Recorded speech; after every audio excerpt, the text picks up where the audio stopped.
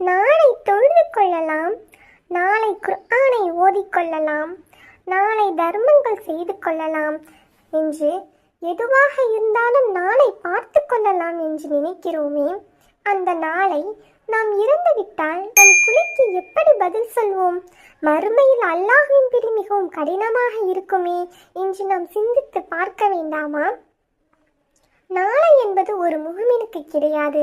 அது அனைத்தும் அல்லாஹ்வின் நாட்டத்தை பொறுத்தது.